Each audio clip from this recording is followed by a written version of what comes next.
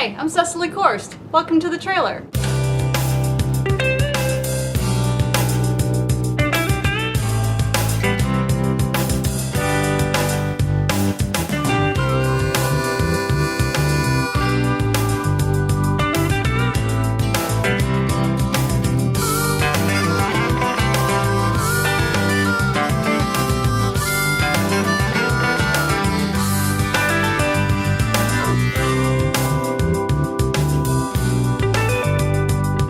My name is Mike Glauser.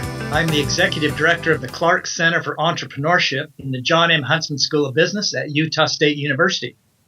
And you are working with some really young, creative, ambitious folks to highlight a couple of problems. The purpose of the Clark Center is to teach our young students, our college students, how to start their own businesses. We also cater to non-college students, so anyone that wants to participate in our center and use our resources is available. They're all available. So we have funding opportunities. We have a lot of money for new projects. We have legal help. We have accounting help. We have marketing help and so on. And so our goal is to help people create their own jobs in their own companies. And this project we're talking about today grew out of a concern that we have about a looming employment crisis that we see.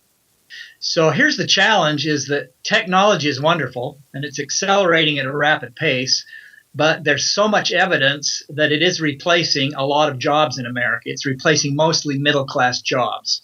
So anything that can be automated is being automated. And the concern was highlighted by some studies done in 2013, just a year ago, by very credible researchers at MIT, at Oxford University, at the Associated Press, and at the Federal Reserve Bank. They've all agreed that in every industry, companies are becoming more efficient and able to produce more revenue and do more, but without human labor. For example, the Oxford study showed that of 702 occupations, they believe 47% of those will be gone within 2 decades. Wow. The Associated Press study says that 4 out of 5 of us, adults right now, like college-age students going into our careers, we will have 5 periods of unemployment of a year or more during our lifetime. And so what's happening is we just don't need as many people to do as many jobs. 30 years ago, if a corporation was doing $1 billion in sales, it might have 100,000 employees or more.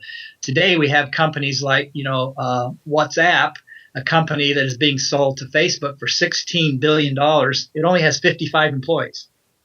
So we just don't need people as much. Some of our best economists are saying we will hit a 50% employment rate within 2 decades, and it'll affect today's college-age generation.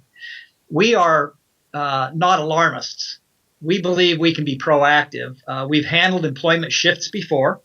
For example, in 1900, about half of us worked in farming. Today, only 1% of us work in farming. So we've adjusted. 30 years ago, most of us, 40% of us worked in manufacturing. Now only 10% of us work in manufacturing. So we believe we can handle employment shifts, but we want to be proactive and aggressive and say, what is a solution? And one of the solutions is that more of us are just going to have to create our own jobs. And so that's this project was born out of that concern to help more people feel confident that they're going to be okay in their careers, but they're going to have to look at themselves as me, Inc. I'm an entity of myself. I've got to figure out how to generate revenue. I might have a part-time job. I might do contract work, but I'm going to have to create a venture of my own, perhaps. I'm going to have to maybe do some consulting work. I might have to do some investing. And so this whole project grew out of that interest in creating a new career model to help us continue to achieve the American dream during the next few decades. We are about to reinvent the American dream. The American dream used to mean a secure job with a large corporation, a house with a white picket fence, and a new car. Not anymore. The new American dream is creating your own job in your own company and being able to take care of yourself for the rest of your life. Our project is based on a growing trend in the job market that we're really concerned about. This trend could affect all of us in the future. Many studies have shown that the rapid increase in new technology has a direct negative correlation with the need for human employment. Remember that sweet lady in the grocery store? Well, she's gone, replaced by these. And it's not just happening in grocery stores. With automated storage systems, robotic assembly lines, e-commerce, online shopping, and even delivery drones, entire employment categories are being eliminated in nearly every industry. And they're not coming back. So technology is destroying more jobs than it's creating. In the future, corporations are not going to have enough jobs to support us all. The research shows that 4 out of 5 of us will experience significant periods of unemployment during our careers. This problem may already be affecting you. So here's what we're going to do about this. This summer, we will travel across the country to find people who have built very successful careers in small-town USA. So why small-town entrepreneurs? Because these people find attractive places they want to live and then find something they love doing to take care of themselves. Small-town entrepreneurs are the perfect role models for creating value in communities where there are not a lot of jobs, and they've been doing it successfully for decades. In order to see these people and their communities up close, we will ride our bikes from the west coast of Oregon to the east coast of Virginia. We will visit 100 cities and interview 100 thriving entrepreneurs. We will document their keys to success and share them with you in 2 ways. First, we'll write a new book entitled Living the Dream on Main Street America. This book will show us how these people create attractive lifestyles, develop their own jobs, and live the new American dream. Second, we will produce dozens of inspiring videos that feature these entrepreneurs, the cities where they live, and the businesses they have built. So you're seeking to identify how small-town entrepreneurs succeed then? Yeah, the reason we picked small-town entrepreneurs is that these people are choosing lifestyle first. There's actually kind of a movement out of big cities. People are getting tired of the traffic, the corruption, the pollution, the crime, and they're moving to more attractive smaller towns and rural areas. And ironically, they're using the same technology that's displacing jobs to create attractive regional and national companies. And so as we've interviewed some of these people, they move to these towns because of lifestyle. There are no jobs. And then they create a business. And so we think they're perfect role models to show us how do you go create a business when there aren't jobs. And this is a 4,000-mile bike trip that you're taking. We're doing it by bicycle because we want to see the terrain up close and personal. We want to ride through the counties. We don't want to fly by in a car. We want to visit their general stores. We want to go to the post offices. We just want to see the environment in which they live. And to be honest, we love riding our bikes, and it sounded more fun. We have a motorhome following us with a film crew, and we'll have bikers out each day, and we'll also have the crew in the tour bus. How many of you are going on this trek? Okay, there's four people full-time that'll be there the entire 8 weeks. And then there are many people joining us along the way to cycle with us, ride with us for a few days or a week or a few weeks. So we have entrepreneurs actually joining us on the tour that we will feature that'll spend a few days with us. So we may have, in addition to the 4 regulars, we may have some days 12 or 15 or 20 or 30, or it might become like Forrest Gump running across America. We may have hundreds. We don't know. Mm-hmm. But everyone's welcome. All right. So people can get out there and ride with you. How do we keep up with where you are? The website, mynewenterprise.com, has a map and a complete schedule of where we start every day and where we end every day, and it'll have the videos of what we do every day. So that's probably the best place to track the tour, mynewenterprise.com. So how did you get into this? Tell us your story. I started my career as a young university professor and taught my first MBA class, and quickly realized I was the youngest guy in the class, and said, you know what, I need to go get some business experience. So after earning a PhD in teaching for a few years, I went out and spent a good bit of my career actually starting and building companies. And to build a company from concept to cash flow and then to a sale to a public company is just an unbelievable experience.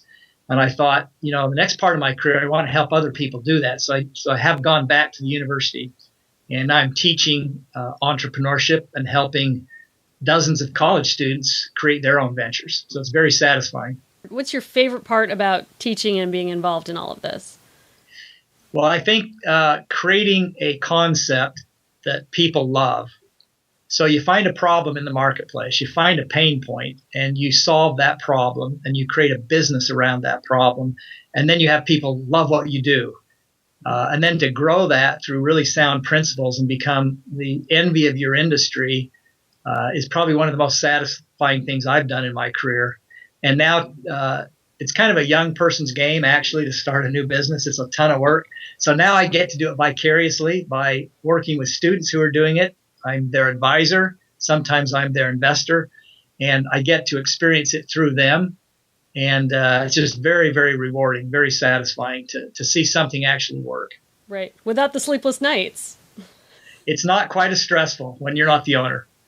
Excellent. So what's your advice to someone who's getting ready to graduate college, not necessarily from your program, but from any program? I think the best thing that young people can do today is to pick an industry they really like, that they really want to work in, that has problems and issues they want to address, and get a job in that industry and do great work. A lot of young people say, oh, this is a good company and that's not a good company, or this was a good job or that's a bad job. But you have to think about, your own skill set. Any company, whether it's positive or negative, allows you to develop a skill set. So you go into that first job in an industry you like, you work on your skill set, and the goal should be, if you leave, to have them begging you to stay. You're that good, because your career follows you. The best predictor of future performance is past performance. So take a job in an industry you love with the best company you can find and do excellent work and be a phenomenal performer, get good reviews, and then start looking at problems in that industry. What are some of the missing pieces? What are customers asking for that are not there? What problem could you solve on your own? And then start developing your business idea while you're actually working. It doesn't work very well to just say, I'm going to be an entrepreneur. Now what do I do? The idea has to emerge in the real world of work. So the best business ideas come from the industries we work in. In fact, it's been interesting over the years interviewing all these entrepreneurs. Many of them found a problem and took it to their corporation and said, our customers are asking for this or that. And the corporation says, well, we don't do that around here.